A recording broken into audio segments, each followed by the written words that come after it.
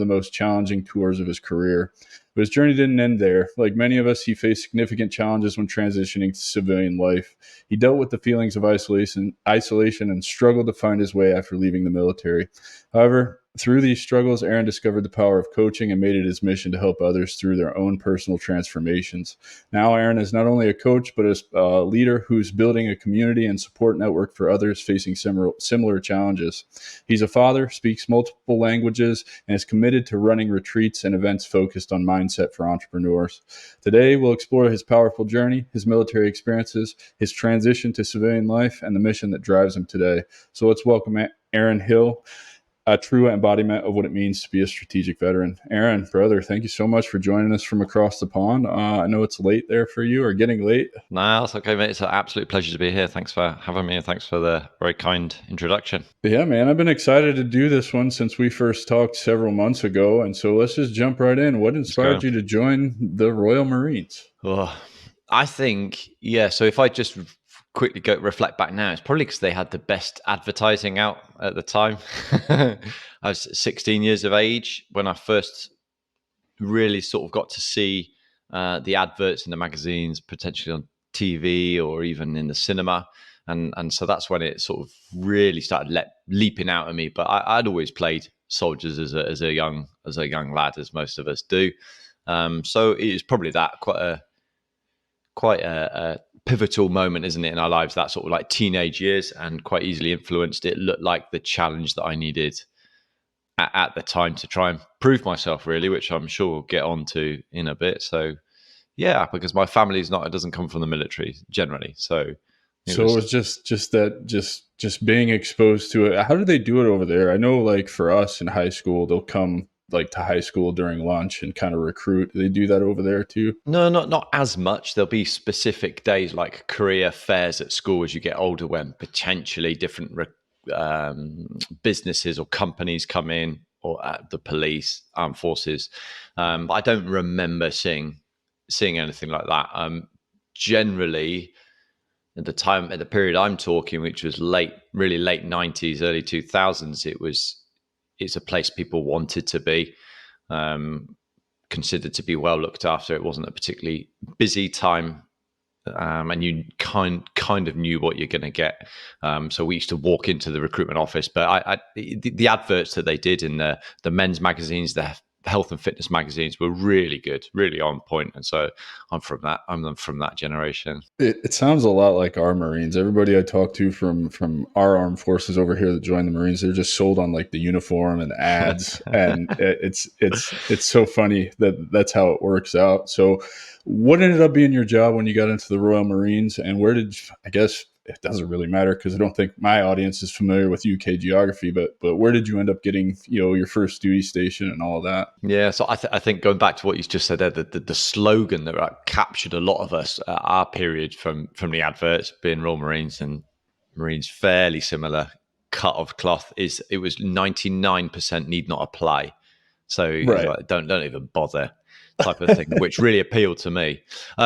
So yeah, I went in as a Royal Marine, general duties, which is considered like the infantry, one of the 3 infantry units, for want of a better word, or amphibious units. So when I went up to Scotland, up in the north there of the UK, a small unit, 4-5 Commando, where I was stationed for 4.5 years, really. And so this was, you said, the late 90s, early 2000s? Yeah, so I joined in 99. In 99, yeah. And so then 9/11 happens 2 years later. And of course, the United States drags the UK into our bullshit. And so you get involved in that. So any deployments with the Royal Marines before you go, to the other side of the fence? Yeah, so I did the typical tours. I've done Afghanistan, Iraq, and I was in Kosovo as well, in the Balkans, during those periods. And it's quite poignant, isn't it? The day after 9/11, here we are, as everyone does, reflect back to where we were when we saw those images. And to be brutally honest, I isolate myself from them now. I try and keep myself away from that, only because it's an interesting one. Why do I isolate myself from that? I just don't think it's positive for me anymore. Once that had put a fire in me to go and do my part, but I don't see my service like that really. So yeah, I'm really proud of what I've done, what I did and achieved. But it's almost like a chapter has Closed. turned over for Yeah. me, and I recognize the sacrifice and the effort that so many people put in, and I just hope for them it is worth it, if that makes sense. Yeah, absolutely. Because I kind of I was looking at all the, the social media posts about it yesterday, and I was like trying to reflect. I think the way I look at it now is as something that just shaped so much of my life, but I've also kind of moved on from that and closed that chapter. Also, a lot of things in the world aren't the same way they were back then. We're a lot more divided now than when that event happened. We all had kind of come together. A lot of different things. So it's interesting to hear you say that, because I relate to that a lot. I've kind of closed that chapter too and moved on into doing similar work to what you're doing, and trying to heal our community at this point, not kind of perpetuate the things that are going on in the community by hanging on to those memories and really kind of just not working through them, I guess, if that makes Yeah. sense. Yeah, 100%. I think there's two things there that come up for me when you speak about that. And is this, first of all, is if we look for differences and divides, we will find them. And a great example of that is I was talking to a mate of mine the other day about my parents-in-law, who love my kids dearly, but have got a very different way of showing their love towards my kids from my parents, for example. So my parents are very active and take them out and are quite considered, maybe, I don't know, a bit strict. They don't give them many sweets. There's probably no TV and all that sort of stuff. They're out and active. Whereas my in-laws, the way that they treat them or give them, that interact with them is a lot more based around screens and snacks or sweets, or ice cream, cookies, whatever. Right. And it's really easy for me to get caught up in who's right, who's wrong, who does it better, who does it. And I know where my bias goes, but I think the important thing for me there is then to remember that they both love my kids, So my point is, it's really easy for me to get caught up in those differences. And Yeah. the other thing that I wanted to highlight was I just sometimes wonder, yeah, it was tragic what happened. But I do sometimes wonder how easily we are manipulated by certain events. Oh, this is good, because Even yeah. sorry, have we No, gone no, down? no. Have we gone down a rabbit hole too early? No, this is great. I deal with a lot of that too, man.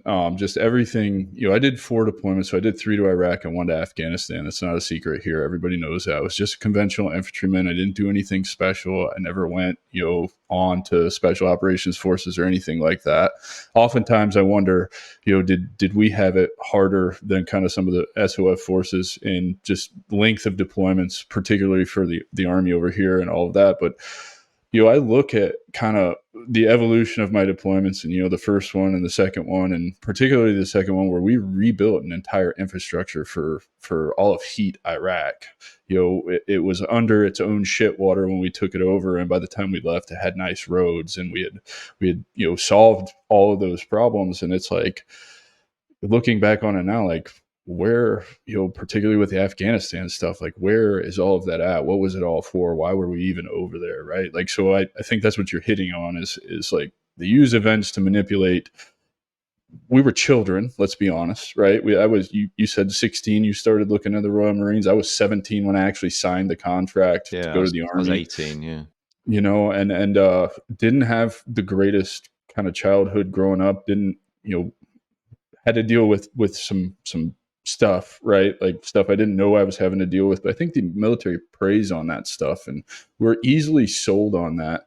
And you buy in a whole lot, right? Like I know I did. And then you get out and you get wise, and you get some perspectives, and you start to see things for what they are. And then you have to reconcile your entire service with kind of the way you view the world. Is that what you're getting at? yeah. I think that's part of it. But also, if I look at the news, I've isolated myself from the news, and not because of fake news. That's a whole nother conversation that I don't know enough about. But to the point of Yeah, being really careful how I guard my emotions. So what do I give my attention to? And I can remember a period in my life of, well, when was it? So around Brexit, when the vote was going on within the UK about Britain stays in Europe or not, and again talking about that divide and how, my opinion, it was really easy for politicians to attack the other opinion rather than try and look for ways to make it work. So there's that going on. I live in Barcelona, in Spain, and it is, I can't remember the year. So my son was maybe, so 2016, 17. I was overseas working in a hot and dusty country that we've both worked in before, as a civilian. And I remember seeing the news. So Barcelona, that's right, was voting whether it should stay within Spain. Or no, should they have a vote? Yeah, sorry, let me get this right. Is there any value in having a vote to see if they stay in Spain?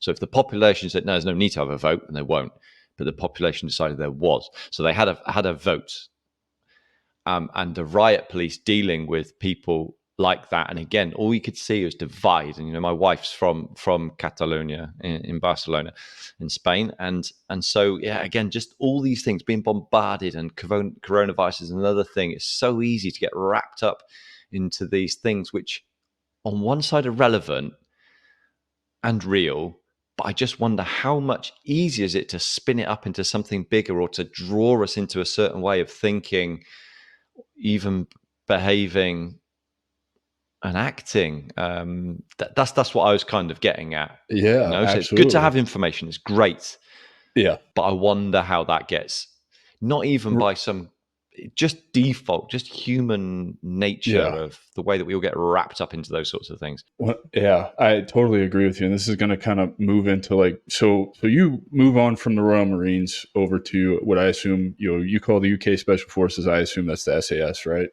Yeah. And so there's an element of making that transition in a certain mindset you have to get through probably the selection process and the training for that. It's something I largely know that I didn't have when I served. I didn't figure that out until recently, right? I would To get all challenge that. that, mate. I would challenge that, because I would say you didn't try, so you wouldn't know. That's fair. That's a fair statement. I also think that I hung on to not a lot of belief in myself, so I never actually had the balls to go try, right? Or the time really, because I was deployed basically every 11 months, so, but between coming home, taking some leave so that you can, refit, and then training, I was back overseas again. So largely, I think that I could use that as an excuse all day, but I didn't have the foresight to believe in myself enough to actually go try. So you're right. However, I do kind of look back and think, with the things that I know now, like I definitely didn't have the mindset I needed to get myself through that kind of training, which I think is something that's important as we start to talk about your transition. Is like that same mindset that would get you through your selection process and all the training with the SAS, all the deployments or whatever you would do with them, I think is important to kind of keep with you through transition and can actually help you through a transition back to civilian life. But Yeah. Again, let's yeah, go on, mate. Sorry, finish your question. no, I was just going to say let's talk about that mindset and what made you decide to go over that route, and kind of how did that come about? Yeah, again, so it seemed like a natural progression, and I think one thing that was very clear for me, now that I've done so much self-reflection and an inner work, and been challenged and coached around so many of my limitations and things that have gone on in my life, and I'm not gone on in my life. I'm not even talking about big problematic things, just certain beliefs that I held that were unchallenged. So one thing I was looking to do is constantly prove my self-worth to the world. So I did that by doing tough and difficult and challenging things. So it seemed like the next step to do. I think the interesting thing about any sort of challenge like that, and I also put in there business and sport and life as well, is it depends on the fuel, on the motivation, because mine wasn't healthy. And so I don't necessarily these days respect people for what they've done, but more like who they are, because I was such a needy young man. I was quite a good soldier, but I just say I was very average. good enough, but average. But my point is that I had such a drive or desire to be seen, to be recognized, that it led to some incredible things. But I never found fulfillment in them because I could never find that fulfillment in or acceptance of myself. It was always looking for the external to verify me. Nothing's gone wrong here. I had a sound upbringing, loving parents, Christian upbringing, nothing but love and support. I'm so blessed by that that. external influence, that drive to just show people that you're what you are. Yeah. Because my And interpretation was that on my own, I wasn't good enough. I had to do something else. right.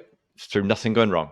It's just the And way I that I love saw the that you world. speak to this, because you said, it depends on what is driving you to accomplish that goal. Is it healthy or not? And then you said it wasn't healthy, right? It wasn't a healthy drive that got you through that training and all of that. So moving into your transition, getting out of the military, particularly leaving a special operations forces unit where I know the culture is much, much closer. It's more, tight knit brotherhood type thing. Not that you don't have that in the conventional forces either, but you're just working in smaller teams. You've gone through a hell of a lot more training together, and so you start to lose all of that. And how do you find, first of all, what challenges did you face when you would transition? Let's start there, because these are the most common things I see in the work that we're doing, forming communities for veterans, entrepreneurs, to show them that there's a life of purpose beyond the military. You can find all of that stuff. We're really doing the same work here.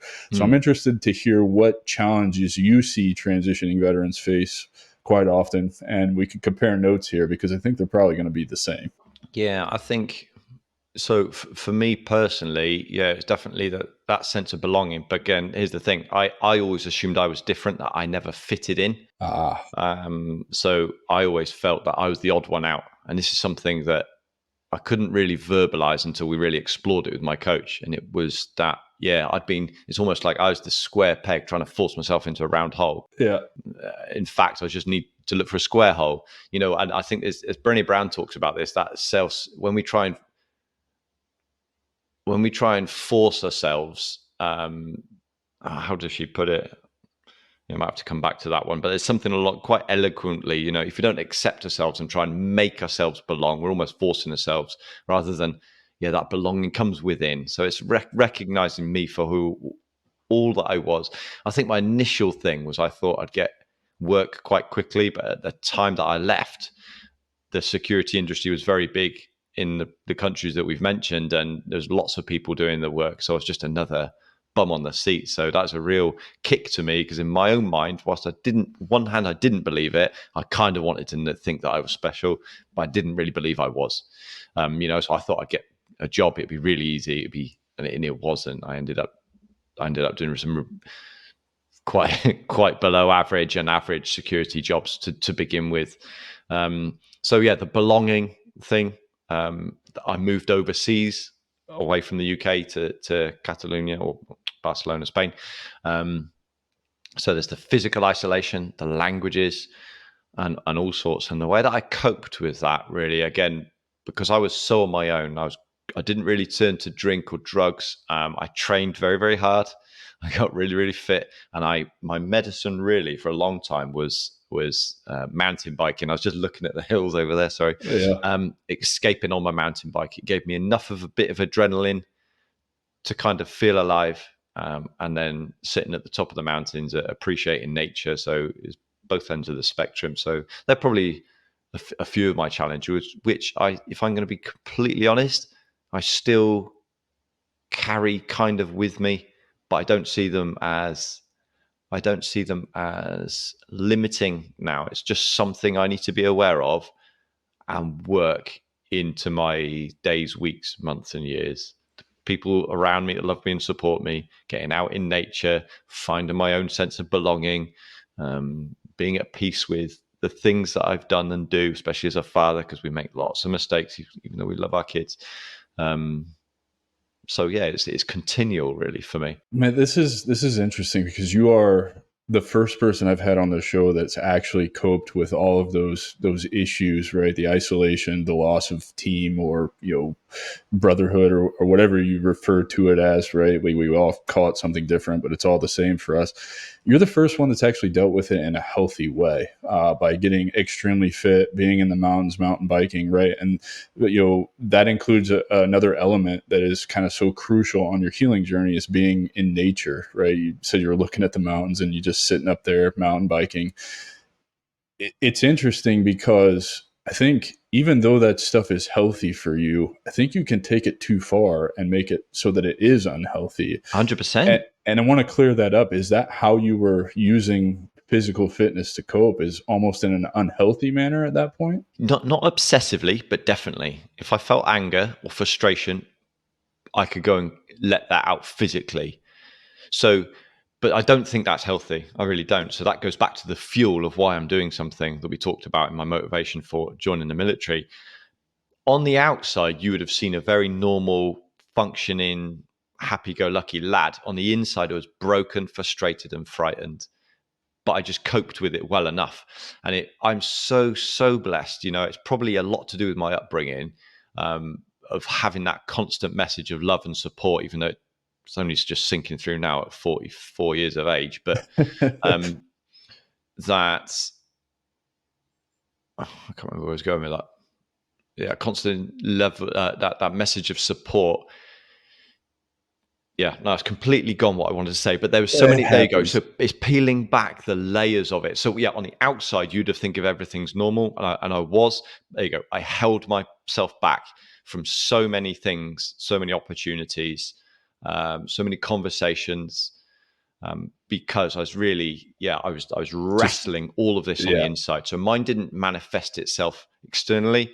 I was able to cope with it within me, but it was a ball of mess. It was a noise, like I think most humans have and go through, irregardless of American or English, civilian or military, male or female, and all the other stuff you want to throw in. It's the human condition. Everybody goes through this. It's learning how to deal with it. 100%, and yeah. I like how you're putting your finger on a lot of what I experienced too. I was so concerned with the outward appearance and letting those around me understand, like you, I was happy go lucky. I would, put on the show, but inside I was not okay. It's just that constant fight. So you mentioned that you got a coach. Is that how you started to heal and started to deal with all those internal issues? And if so, what propelled you into getting a coach? How did that come about? Because you're not the first person that I've had on this show that talks about the importance of a coach or a mentor. And it's not something I ever sought out. I was very much that agnostic, I'm going to do this on my own, hard-headed infantry veteran, right? Like, there's plenty of them out there. You work with them. I know that's probably the first hurdle you have to get over is calling attention to, you can't do this alone. Trust me, I've tried. So how did you get pushed into getting a coach, and then how did that coach actually help you kind of start that healing journey? Yeah, great question. So again, I was so blessed to be given the opportunity by a really good friend of mine who I used to go to school with, and then we joined the Royal Marines together. Well, he joined just before me. He got injured, and then we ended up doing a part of our training together. Johnny Bevan, brilliant guy. He's a serving police officer at the moment, and part-time coach. He reached out to me, and it was a point where I was stuck in a bit of a rut in my life, in the sense of I was working. I was in the military, then I went into the security industry for 10 years, and then I recognized that my future was not here. By that time, I had 2 young kids. I wanted something more, and I felt that desperate need to be home. I felt really isolated and vulnerable when I was away because I didn't have that backup and support and camaraderie or the brotherhood or team around me, not like I did when I was in the military. So I retrained as a personal trainer, strength coach, and got a job in a gym just down the road. But I was really unhappy. Again, I didn't think I belonged there. I was 40 years of age. Most of the other guys that worked there were half my age yet. Speaking my second and third languages, which is a real challenge. And I was so self-conscious. So he just happened to send me a message. Hey, I'm training as a coach. I'm looking for people to practice on. would you consider a few coaching sessions? It also coincided with me trying to prove myself. I was training for Ironman triathlon, which is a long distance triathlon. And I was looking for all these things, or had been looking for all these things. How can I get better, faster, recover quicker without necessarily spending lots of money or lots of time? So rest and recovery was one. And the mindset and attitude and mindfulness as well was another. To how can I approach the training sessions, the race, the best way I can? How am I holding myself back? So I knew what coaching was. I'd studied it a little bit, and when he made that offer, I went all in. And so what that really looked like is going into all those dark corners. Even saying that, and I imagine this room that I'm in now, having the blinds down and dark, because that is the picture of it. I spent hours in this chair looking at my wounds. And again, not from anything going wrong. Those can also be perceptions. Those can also be beliefs that they were in that dark room, and I didn't know what was there. So I was controlled. My fear was what was lurking. And we went into those dark corners together and we explored. And he shone a light by asking me questions and just getting me to reflect. So the fact that I was never good enough were assumptions that I'd made. I can't physically remember anybody looking me square in the eye and saying, "You're not good enough," ever. But my interpretation as a young lad and all the other failures and mistakes that I've made, I made that to be something about me, that I wasn't good enough. Everything from exams, from past relationships, from arguments, from comments from teachers when I was a young lad, and everything in between. Make this mean. So we went in and explored and just gently challenged. He provided.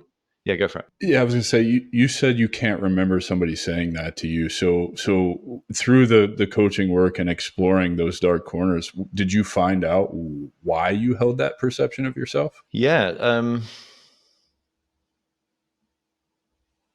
Just reflecting back, I think the interesting thing is, because that is, I can challenge that belief so quickly now. It's almost like that connection or pathway isn't as strong. So I really have to go in and Yeah. check, where does that come from? There you go. So I failed all my exams at school. Well, I failed. There you go. I didn't fail them. I didn't get the grades I needed to progress to the course that I wanted to at 16. So there you Right. go. I failed, and I didn't get the marks that I anticipated that I would. I Right. wasn't particularly academic. I struggled at school. It didn't interest me. And on the days that we did the tests, I didn't get the results that I anticipated that I should have. So that's one part. There's other stories like, that I'm starting to piece together only recently, from being humiliated, probably accidentally, by a teacher when I was 10 in a maths Yeah. class, or a little bit older, about not knowing my times table. I just couldn't structure them together. I got them wrong. I made that mean something about me. I wet myself is a good one. I wet myself on stage in front of the whole school behind me, junior school. So I don't know, 10 years of age, and all the parents in front of me on my own in dark grey jeans. So when I wet myself, there's just big map of Africa showed up, and there's nowhere to hide. And so it's just all those little things that I We made just something hang of. on to them. Yeah. Yeah. Yeah. Yeah. So I'm different. I'm strange. Everyone's laughing at me. I can't do this. I'm no good at that. So it's just exploring them. And so it's like that. It's along the lines of, is that true? Right. Is it true? Show me where that's written.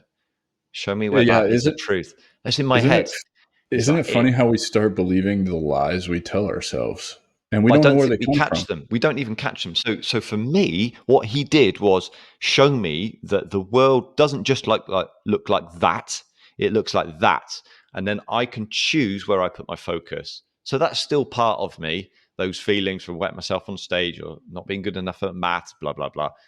But I get to catch it quicker because it's only part of the picture. But yeah, you're 100% right, and that is why, whilst you mention it, coaching and mentorship, but that can also be somebody that you trust when they gently challenge you in the right way, is so powerful. And I don't think that can come from our loved ones. It can't come from our family, because there's an emotional connection there. that they care or love for us. They love or care for us, sorry. And so they're trying to look out, and what they'll do is they'll project their fears. Whereas a coach or a mentor is a lot less likely. In fact, if they're good, they won't. They just ask you questions, and you get to ask your own questions of yourself, as you know. I agree. I agree 100% because mine in at least in my entrepreneurial journey and it all came from a random stranger on LinkedIn who invited me to his community, and that's where I really started to learn how to challenge. Now I had, some plan. I got to go to Peru to do some ayahuasca that really helped me get out of the transition hole and the dark place that I was in. But through after that, meeting people and Colby, especially when he invited me to his community and started asking those questions, pointing me in the direction I need to be going, like you said, opening my perspective. Instead of seeing 90 degrees, now I can see 180 degrees, and it's like, oh shit, the whole world opens up to you. And I've been walling myself off from all of this through my own devices because I'm scared of I don't know what. Yeah, I often say, I see it with myself and my clients, it's easier to stay stuck and frustrated in the hurt or struggle that we're in now than to step into a new one. And in those new perceptions, I think it's quite important to point out that life doesn't just get easier or everything magically goes away. I think there's just more choice, there's more option. We get to learn more about ourselves. There's a different road to take, there's a different opportunity. For me, the emotions are still the same. The frustration is still the same, but I'm quicker to catch it, and it doesn't mean anything about me. Yeah, I love that because life is always going to be hard. Life's a challenge. It doesn't matter. It's just, how do you choose to walk through that? Do you choose to be a little bit self-aware, recognize the pain points, and that you have some choice in this? You don't have to walk the road you think you have to walk. You can take that left turn on that path less traveled, or the one that's not appropriate or not what society expects you to do. If your gut tells you that's where you're supposed to be going, I say bet on yourself, because 99% of the time you're going to be right. Yeah, it's an interesting one. I don't think there's any right or wrong answer. And my reflection of the summer, since my kids only just going back to school, is they've had a lot of time just to be with them. So I caught myself, I wrote about this the other week or at the beginning of summer holidays, I caught myself doing a holiday, not being on holiday. We were running around, doing all these tourist activities. The kids were really hot and pissed off, and so was I. And I thought, yeah, shit, we're not being on holiday. We're doing a holiday. We're doing all the things that we need to be doing to get a value from a holiday, or to visit this island or that museum or this beach or that restaurant. But we're not just being or enjoying each other's company. I think that's like a good example for life. Sometimes we're so caught up, so busy. Well, I think this is an interesting point. Like, I want you to expand on that a little bit more. What does being like doing a holiday, not just being on holiday, or however you phrase that, right? Like, what should that look like? What should the expectation?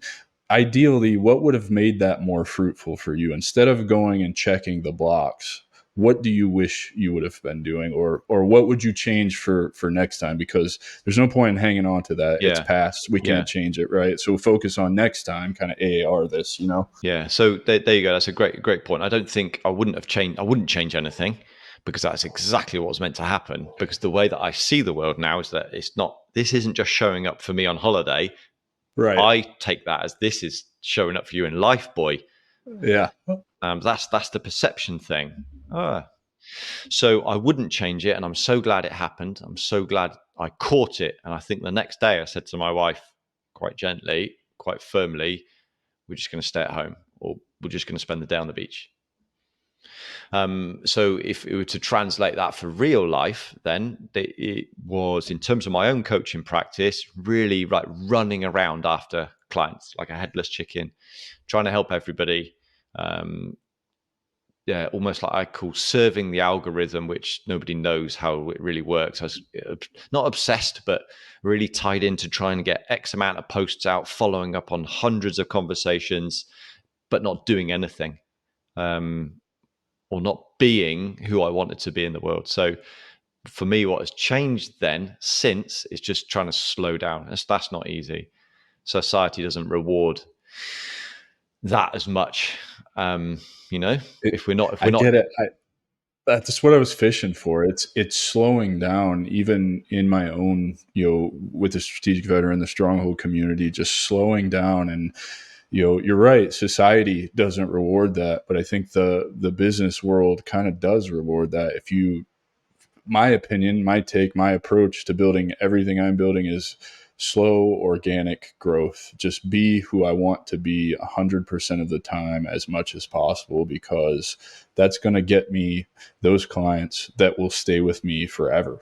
Instead of, like you said, playing the rat race, doing all the DMs, reaching out to people and really not doing anything with it, just kind of slow down and really think about how I want to build this, what I want it to turn into, and really get there that way, instead of just what everybody else is trying to push on you is like, you need to be making money right now and this, that, and the other. And it's like, I'm cool just helping people right now and being myself, because it's all going to come back around to me and I'll know what to do with it when it does.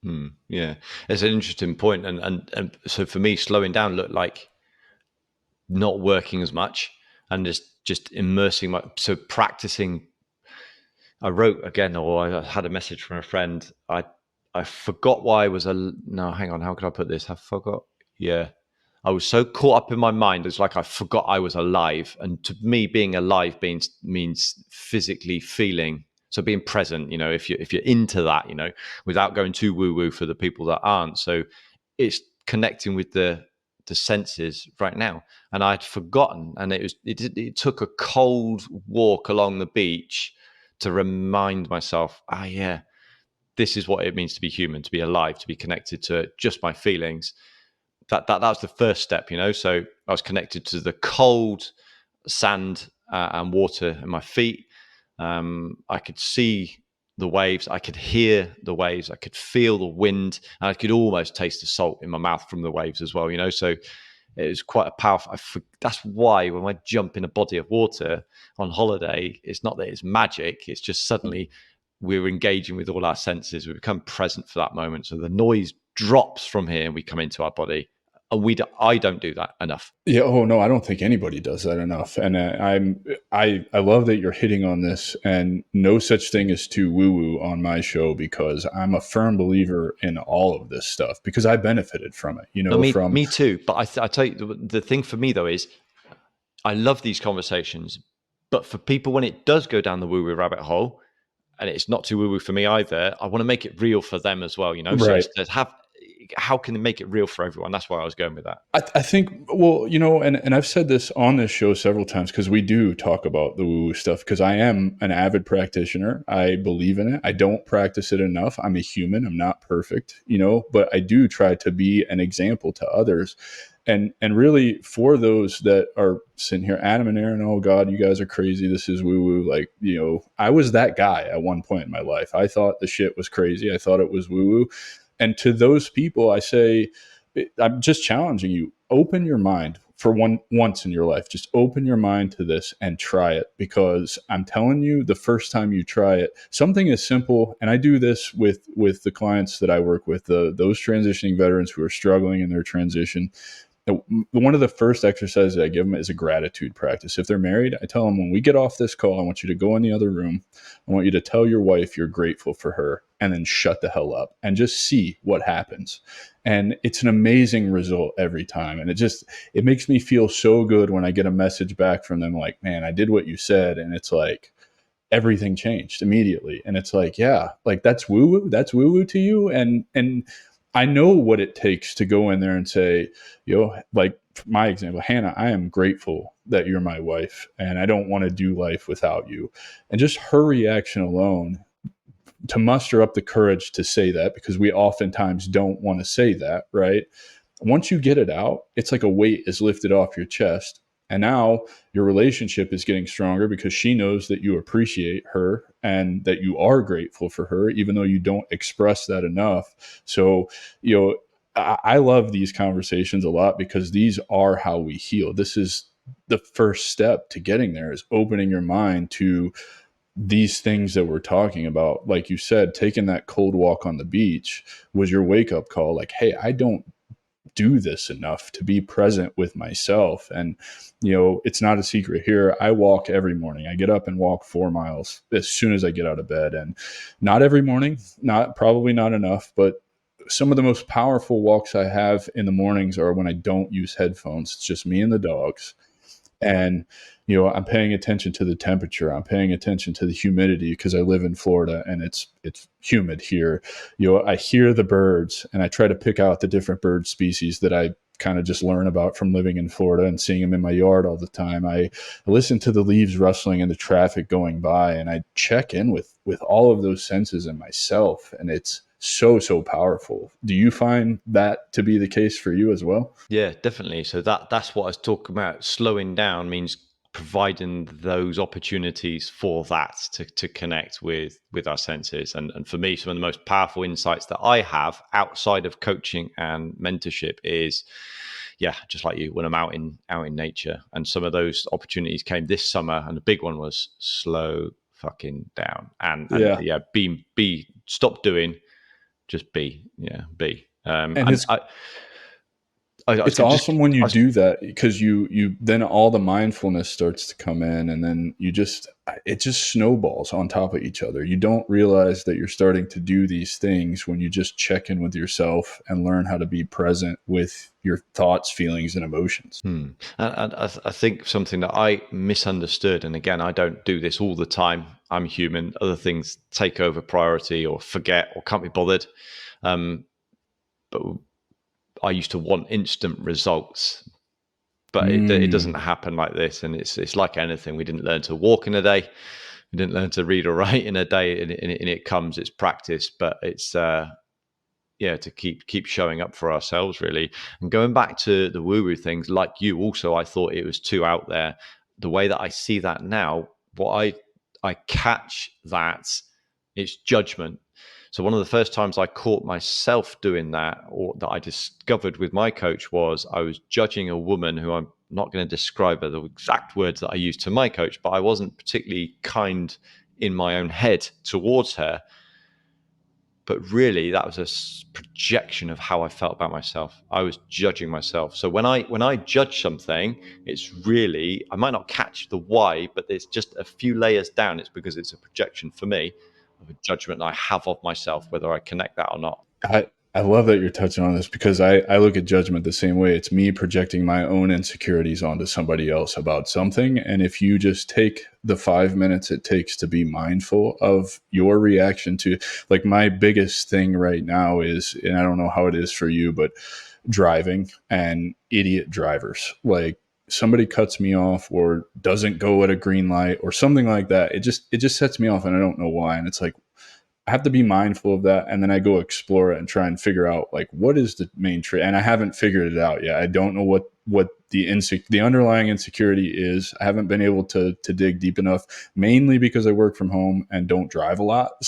So but at least I'm mindful of it, and now I know to look out for it so that I can explore it and try and find out what that insecurity is, address it, and then move on from it. Yeah. So I guess the thing that I'd offer is curiosity. I wonder why I behave like that, without the judgment, knowing that it's really human to judge. And I think for me, how it shows up with my kids, I love them so much. They're so dear to me. So when they wander from what I think is the correct thing to do, or a way to behave, or to act, or even speak, that often brings something up for me. And I caught myself reacting to my daughter at the end of just before the summer break. She's only a 7. She was really tired. She'd just come back from a gymnastics class, end of the day, hungry. Or she'd just had dinner. That's right. I sent her upstairs to get ready for bed. It'd been a challenging dinner. Let's put it like that. It's too healthy for her liking.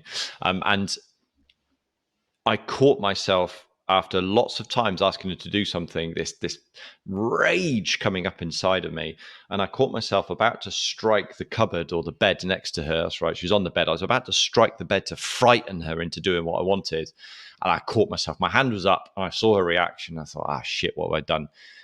The point is two things here. First of all, that reaction is really normal, but what I look to do, as I hope to give my clients, is the tools to go from reaction to response. So there's something that happens. So rather than just knee jerk and go with that anger and just vomit my fear and frustration all over this beautiful little child who doesn't even know where this is coming from, just to respond. So I still felt all this rage. I caught myself this time, I don't always, with my hand in the air about to frighten her into doing it by whacking the bed.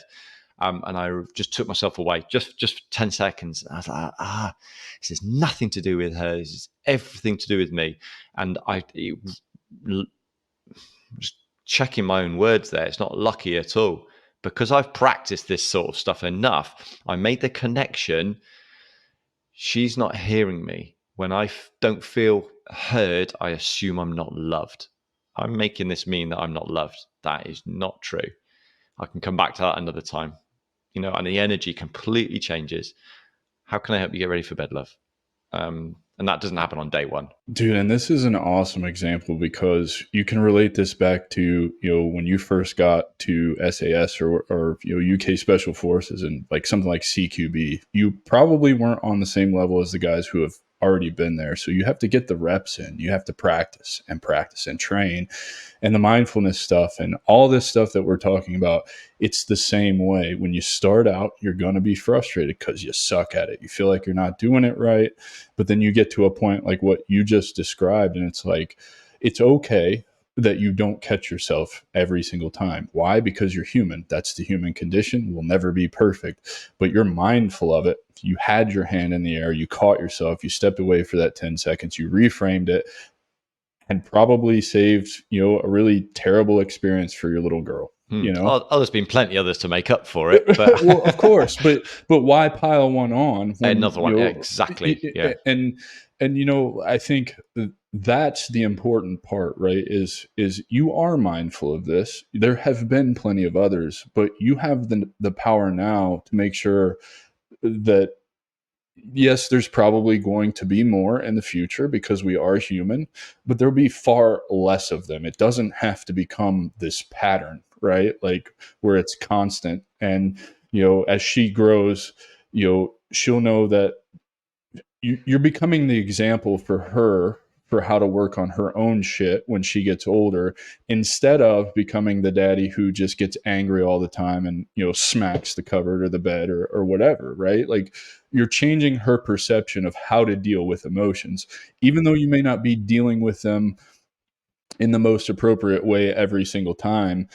At least you're setting the tone for, I'm working on this. This is what right looks like. Exactly. And so that's the point, that I was able to say to her, I am sorry. Daddy was wrong. This is not about you. This is about me. And then when you're older, we can talk about this. But right now, and I think that'll go a long way. It does. You? Of course it does. Because I say there's two ways to get them to do something. You can, through love and respect, or through fear. And in that moment, I was choosing fear, but I caught it. And that's all. And it leads on to a really important point that you're talking about there, Adam, is if we are constantly comparing ourselves, again, which is really human, but they're more advanced than me, or they're making more money than me, or they've got more clients than me, which happens. It's the analogy that I've got is my neighbor through that window who's got a really big garden. He's got a massive grass garden. And here in Catalonia, that's not that common because the water's quite short. So you have to pay for a lot of water to keep that watered. If I am constantly looking over his fence, jealous of his garden, then I'm forgetting to take care of my own. So the weeds are appearing and all that. I'm not tidying that up. So it's the comparison thing is, I can see your garden. That's lovely. What do I need to do for me? So that comparison thing is something that I did for a long time. And it's just catching it. It's just catching it. What do I need to do to my garden? What do I need to do for myself? What's the one small step in business or my relationship or whatever it might be? Yeah, over I the love fence. that you're hitting on this because this is such an important part too. One of my favorite quotes of all time is "Comparison is the thief of joy," and when you really break this down, I think oftentimes we compare ourselves to others. We start doing that living with the Joneses thing, where he's got this new thing, so I need to go get the newest thing or whatever. And oftentimes we get it, and we're not satisfied. It's not bringing us that joy that we thought we were going to get out of it if we just attained that next thing. And I think that's an important lesson for people to really understand. If you want to live a quality, really happy life, you have to sit down with yourself and understand what it is that you want. And we'll use me for an example. I'm not trying to be some multimillionaire or billionaire. I just want enough money where I can run around and spend money within reason out of my bank account without having to look at it. I want to control my time. So that looks a lot different than somebody, even you, right? Like we're in the same space doing pretty much the same thing. And I'm not comparing myself to you because I have an idea of where I want to go and what that looks like for me. And it may be completely different from what your idea looks like. And I think understanding that that's okay. It's okay to live for yourself. Like whatever your goals and aspirations are, if that's where they stop, that is fine because it's your life. And I Yeah. don't think people talk about that enough. Yeah, and this goes on to something else that it ties into this, as well as when we do these sorts of things, when we start to become mindful, or if you start coaching or therapy or work with a mentor, it's quite uncomfortable. But I think it is really important. At least that I've remember when I get to change my perception, then or challenge myself or work on limiting beliefs. It it makes a direct impact on the people that I live with, love, work with. And that is so it's almost, it goes back to that teamwork thing. Get over yourself. What about if you did it for somebody that you love? Because sometimes it can be really quite uncomfortable having to talk to as an adult, especially as a man, especially having served in the military, about stuff that's gone on in our childhood. And again, we don't even have to go into trauma. Nothing's gone wrong, and bring up the emotion that does. Stepping into that is not a pleasant thing, but once you get to see that in the true light of day, that you show up for the people that you love very, very differently. So it's other than myself, which is what keeps me not comparing myself, but just able to love myself enough so that I can Yes. try and give that love to the I people love that that I you've work to made this. speak to. Yeah. Making this point. This is a really important point because when you start reflecting back to yourself, that love and that respect for yourself, all those other things start to fall into place. You're right. Like you said, the people that you work with, that you love, that you live with, their lives just get improved just because you're improving yourself. You may not have to say anything outwardly, Yeah. and when you start doing that deep internal work, at least this is what I've found. And I don't know, if you found the same thing to be 100%. That's true. just why I said it. Yeah. And it really is, I know it sounds woo woo to people, but the shit fucking works. And I'm mad. I'm mad that it was hidden from us for so long, right? Like this should have never been hidden from us. Like these are really easy tools that are scary and uncomfortable that you can implement. If you're 15 years old and you're listening to this show because you're interested in the military, I encourage you to hang on to these tools and use them throughout the rest of your life because you'll be in a way better spot than Aaron and I were coming into the military and getting out of the military. And, these things will ultimately get you to where you want to go in the fashion that you want to go there and in a happy emotion as well, not a miserable emotion, because Yeah. Although life is both sides of the coin, isn't it? I think what comes to me to share around that, like you're alluding to, if I read into that, is be more aligned to ourselves yes. rather than the broken 10-year-old boy, in my case, who's desperate to try and prove his need to the world. Um, I guess Yeah, that's what you're getting at. absolutely.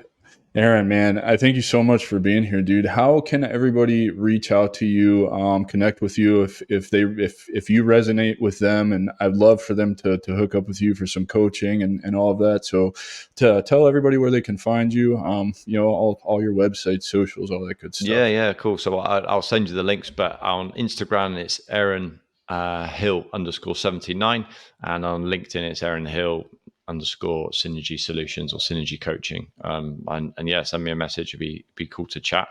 And you also have your own podcast as well, right? I do, yeah. Forging Resilience. Great. Thank you very much. Listen for the gentle plug. Yeah, of Oh, course, have you? man. Yeah. Oh, yeah. Yeah. Well, I comment on your stuff on LinkedIn, and when I see a really good episode, I'll sit here and do my own work and just have you on in the background to, we help each other out, perfect our craft here, and I love what you've got going on. We're in the same space. So of course I'm going to listen, it's how I get better at this. And maybe help me find some really interesting guests to reach out to as well, have those conversations. But, man, I thank you so much for being here. I love this kind of conversation. If there's just one last thing that you want to leave our veteran audience with, what would that one thing be for them? That one solid piece of advice that you want them to hang on to? Yeah, thanks for asking me that. It would be, don't wait till the wheels fall off. And by that, I mean, don't wait until it all goes wrong. Be courageous. You've done difficult and challenging things before, and that might just be send in an email to Adam to say, hey, listen, brother, help me out. This is what I'm going through, or somebody that you know, love, or trust. So don't wait for the wheels to fall off. That's really sad for me when we see that happen, be that through drink, drugs, or accident before we initiate change. And I'm here to say that it doesn't take that. It's just a gentle reminder for that. And probably the last thing is that one other thing is that you are loved. There is people that you don't know, and probably people that you do know that love you. And I think that's an important thing to remember. Find them. I love it, man. Thank you so much for being here, ladies and gentlemen. I give you Mr. Aaron Hill. All his socials will be linked down below when this episode goes live. So reach out to him if he resonated with you. Thank you so much for being here, brother. And we'll see you guys next week. That's our show, and I'm truly thankful you've joined us at The Strategic Veteran. If our conversation today sparked curiosity, or if you're ready to elevate your game, I'm here to help. Visit thestrategicveteran.com for exclusive show notes and resources, or to book a coaching session directly with me. Take a moment to subscribe to our podcast and share your review. Your support makes all the difference. For more insights and daily strategies, let's connect on LinkedIn and keep the conversation going. Remember, this isn't just a podcast, it's your strategic advantage in action. Until our next rendezvous, stay bold and continue the mission.